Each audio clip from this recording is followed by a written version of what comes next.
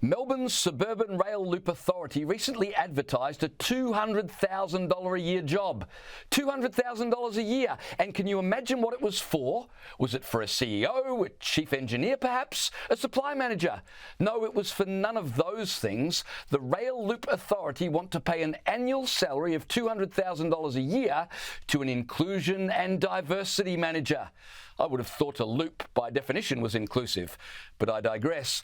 According to the advertisement, the successful applicant will be responsible for, and I quote, delivering expert advice and services to the organisation, ensuring that the SRLA is an inclusive and diverse workplace. Well, short of winning Powerball, I don't know an easier way to make $200,000. The job advertisement says a successful applicant will have a passion for inclusion and diversity. Woohoo! All you've got to do is not hire any straight white men and get rid of the existing ones by making life difficult at every turn.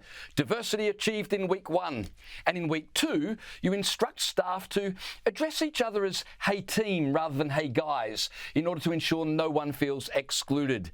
Inclusion achieved. And then for the remaining 52 weeks of the year, you sit around drinking Bud Light. For a state more than $100 billion in debt, the profligacy is truly stunning. Even more incredible is that a lot of people now think inclusion and diversity managers are vital.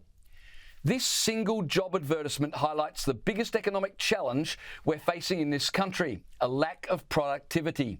Imagine being paid almost $250,000 not to produce a service and not to produce a product, but to manage diversity and inclusion. You can't eat diversity. We don't have countries lining up to buy pallets of Australian inclusion. Unproductive jobs such as this $200,000 a year public service appointment are destroying the country. This job and ones like them exist only to tick boxes created by government bureaucracies that are more enthusiastic about ideology than about productivity. If you wonder why so much money is being spent on people to manage diversity, here's a clue. The Victorian government's building equity policy has been formulated to, and I quote, disrupt gender stereotypes within the building industry. It stipulates that 3% of trade roles, 7% of non-trade roles, and 35% of management and supervisory roles must go to women. Quotas like these have zero to do with productivity, and in all likelihood, they'll reduce productivity.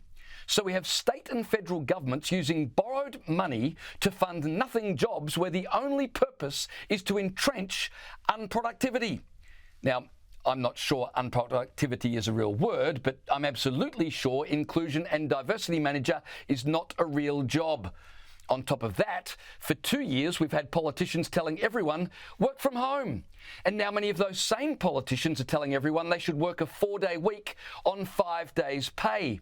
Here's Greens Senator Barbara Pocock. And they work on a model of, 100% of pay, 80% of working time and 100% of productivity. And we're seeing in that evidence improvements in productivity, a lot greater, better work and family balance. Well, if 100% of pay for working 80% of the time produces no reduction in productivity, why stop there? Why not 110% of pay for working 60% of the time? Imagine the gains. Oh, and don't forget personal leave, bereavement leave, sick leave, maternity leave, paternity leave, and gender affirmation leave.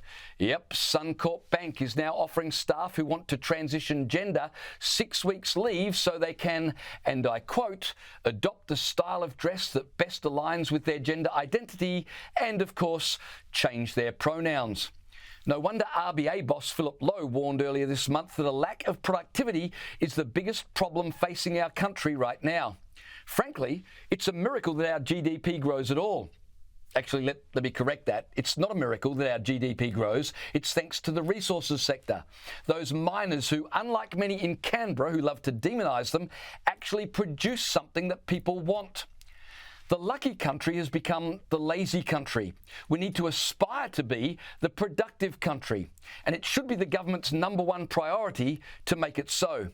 Expensive fake jobs like the one being advertised by the Suburban Rail Loop Authority are precisely what's wrong with this country. Little wonder states like Victoria are going woke. broke.